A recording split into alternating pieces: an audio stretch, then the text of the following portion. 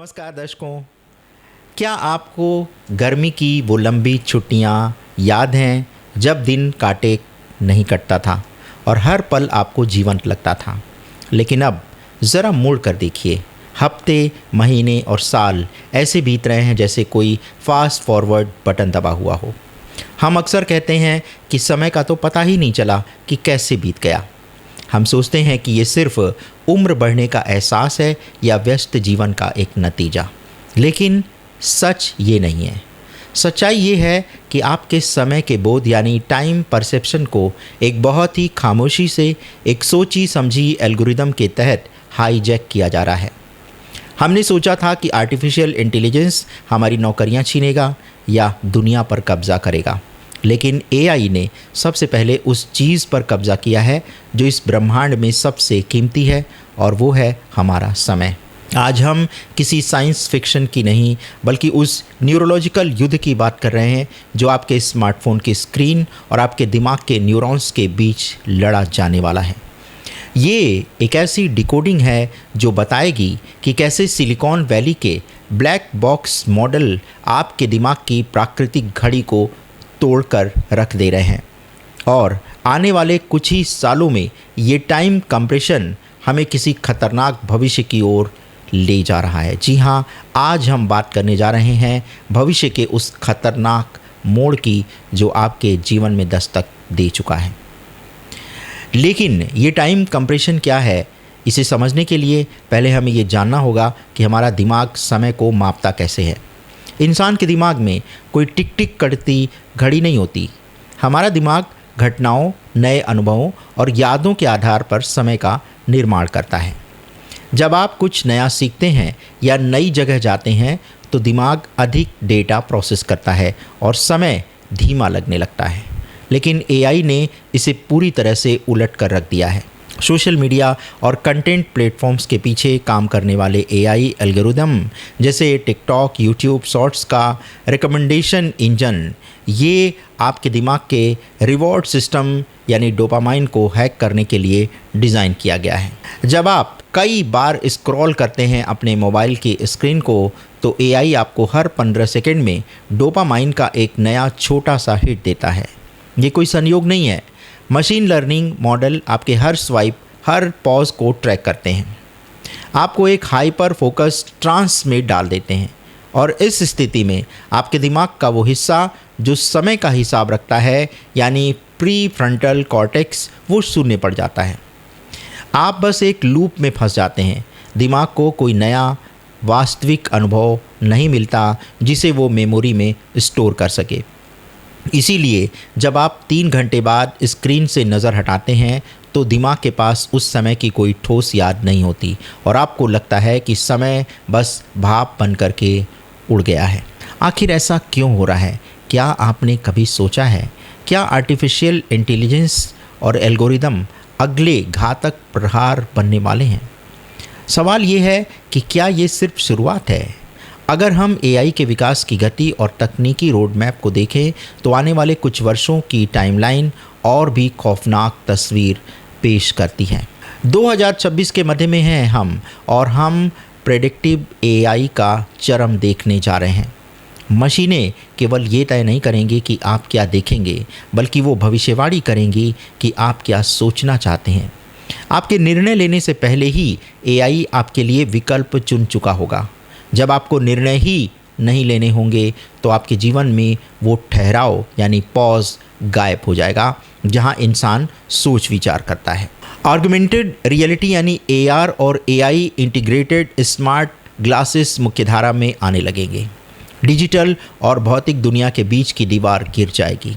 आपका दिमाग हर समय, हर सेकेंड डिजिटल ओवरलोड को प्रोसेस कर रहा होगा, और ऐसे में साइलेंस यानी खाली समय जैसी कोई चीज़ आपके जीवन में बचेगी ही नहीं। एआई हमारे स्लीप पैटर्न और सपनों को भी प्रभावित करने वाले वेरिएबल्स के ज़रिए हमारे अचेतन मन तक पहुंचने वाला है, और इस भविष्य में समय एक रेखीय अनुभव नहीं रहेगा, बल्कि समय आपको टुकड़ों में बटा हुआ तेज़ गति से चलने वाला एक ऐसा मायाजाल बन जाएगा जहां आप शारीरिक रूप से वर्तमान में होंगे, लेकिन मानसिक रूप से एआई द्वारा बनाए गए एक सिमुलेटेड भविष्य या अतीत में फंस जाएंगे। इसे ही कहते हैं चेतना का टाइम कंप्रेशन, और यही आने वाले समय की सबसे खतरनाक रियलिटी है जिसे कोई और भविष्यवक्ता नहीं बता रहा है। प्राचीन विज्ञान और वेदों में समय को काल कहा गया है, एक जैवी और ब्रह्मांडीय लय। जी हाँ, सूर्योदय, सूर्यास्त और ऋतुओं का बदलना, यानी हमारा शरीर और हमारा डीएनए लाखों सालों से इसी लय यानी एक रिदम के साथ सिंक होकर के विकसित हुआ है। लेकिन एआई की कोई जैविक लय नहीं है। उसके लिए दिन या रात नहीं होते, उसे नींद नहीं आती।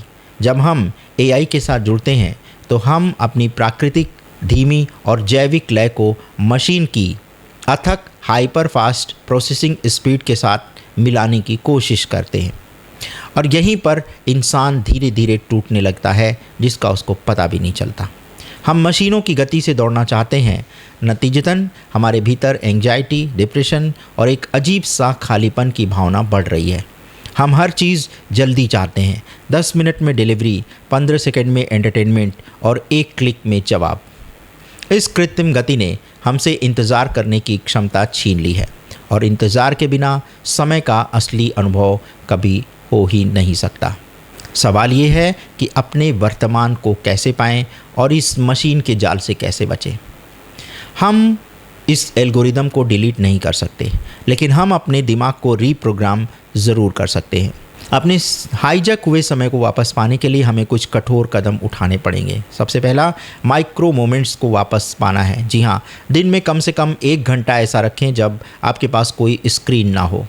इसे बोरियत का समय आप कह सकते हैं, लेकिन दिमाग को बोर होने का समय दें। इसी खाली समय में आपका दिमाग समय की प्राकृतिक गति को दोबारा महसूस करना शुरू करता है। एनालॉग एक्टिविटीज़, जी हाँ, कुछ ऐसा करें जिसमें समय लगता हो और जिसका कोई डिजिटल शॉर्टकट ना हो, जैसे कि किताब पढ़ें, मिट्टी में पौधे लगाएं या कोई वाद्य यंत्र बजाएं। ये गतिविधियाँ दिमाग को वर्तमान में खींच करके ले जाएंगी। इसके अलावा हमें कॉन्शियसनेस फ्रिक्शन की ओर बढ़ना होगा। एआई ने हमारी ज़िंदगी को स्मूथ और फ्रिक्शनलेस बना दिया है। यही बड़ी समस्या है। अपनी ज़िंदगी में जानबूझकर फ्रिक्शन लाएं। ऑटो प्ले बंद करें, नोटिफिकेशन ऑफ करें। जब आप तकनीकी के इस्तेमाल में रुकावट पैदा करेंगे तभी आपका विवेक वापस सक्रिय होगा। याद रखिए, समय वो इकलौती करेंसी है जो आपके पैदा होने के साथ घटनी शुरू हो जाती है। लेकिन हैरानी की बात यह है कि एआई इस बात की परवाह नहीं करता कि आपका समय कहाँ जा रहा है। उसे सिर्फ आपके अटेंशन से मतलब है। अपना ध्यान वापस लाइए, अपना वर्तमान वापस पाइए, क्योंकि जो इंसान अपने वर्तमान में स्थिर है उसे कोई भी भविष्य या तकनीकी कभी हाईजैक नहीं कर सकती है। दर्शकों, ये एक ऐसा हमारा मंथन वाला एपिसोड था जो शायद कुछ दर्शकों के समझ में ना आए, लेकिन समस्या ये है कि आने वाले समय में यही सबसे बड़ी समस्या बनकर खड़ा होने वाला है, जिसका आपको पता भी नहीं चलेगा।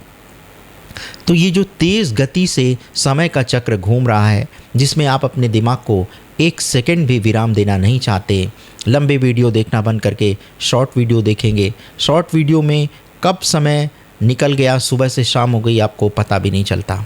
आप पूरी तरह से मेंटली हाईजैक हो चुके हैं, और इसमें जो सबसे बड़ा ख़तरा यूट्यूब ने पैदा कर दिया है वो है पॉडकास्ट।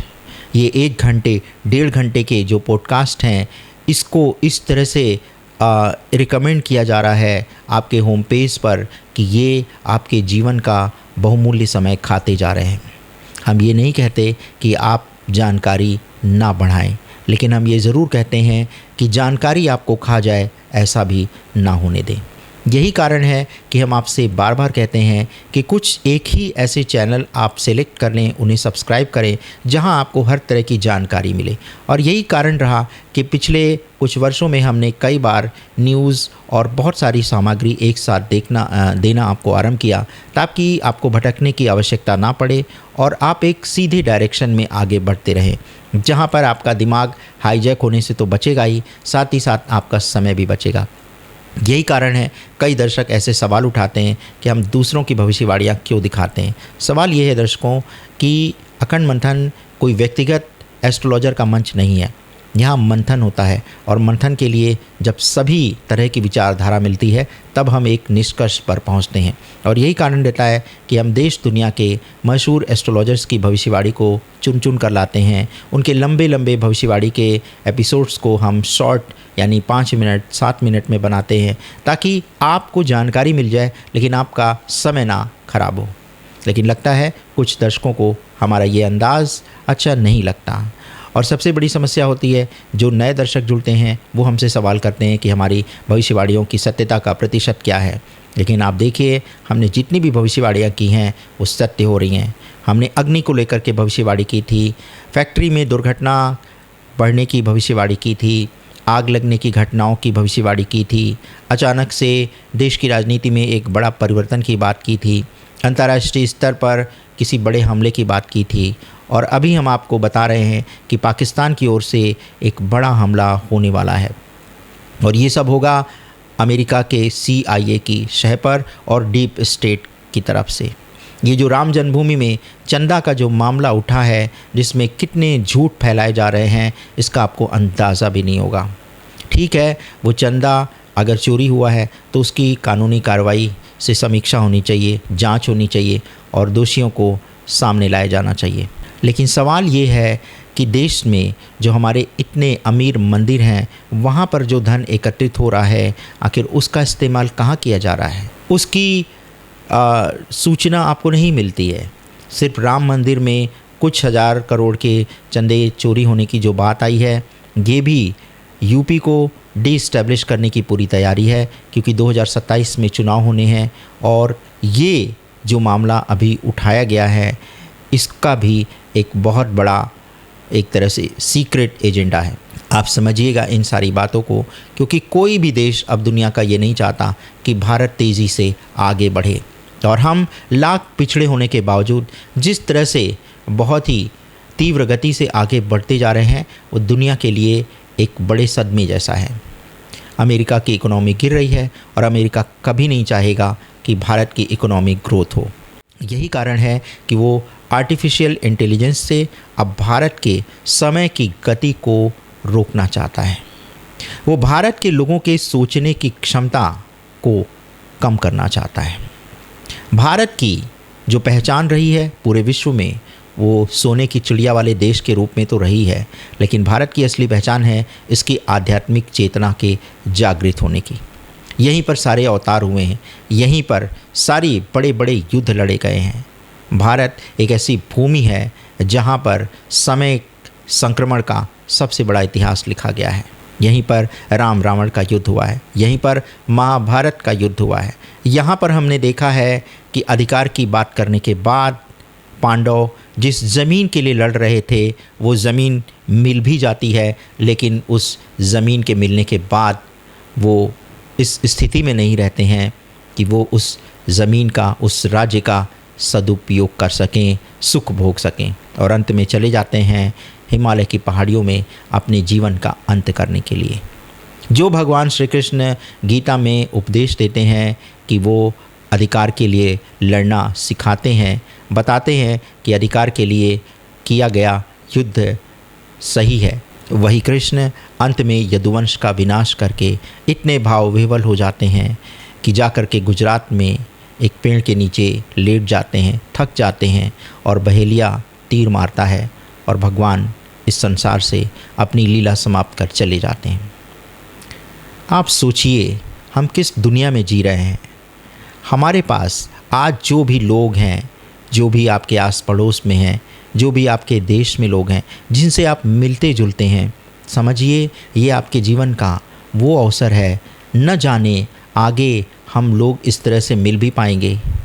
इसलिए इस जीवन के प्रत्येक क्षण को एक अमूल्य क्षण माने। ये मान लें कि ये जो समय आप इस धरती पर व्यतीत कर रहे हैं ये आपको दोबारा मिलने वाला नहीं है। इसलिए लोगों से प्रेम करना सीखें और जब आप सभी से एक दूसरे से प्रेम करना सीख जाएंगे, समस्याएं अपने आप गायब होने लगेंगी। अभी समस्या ये है कि हम प्रेम करना भूल गए हैं, बाकी हम सारी बात कर रहे हैं, लेकिन हर बात में एक संदेह है, हर बात में एक अविश्वास है और यही अविश्वास, यही संदेह हमारी नफ़रत को जन्म देता है। तो मिलते हैं ऐसे ही किसी विचारोत्तेजक एपिसोड में बहुत जल्द। तब तक के लिए हमें अनुमति दें, और अगर आपको ये कंटेंट अच्छा लगा है तो इसे लाइक, शेयर और सब्सक्राइब करना मत भूलिएगा। धन्यवाद। नमस्कार।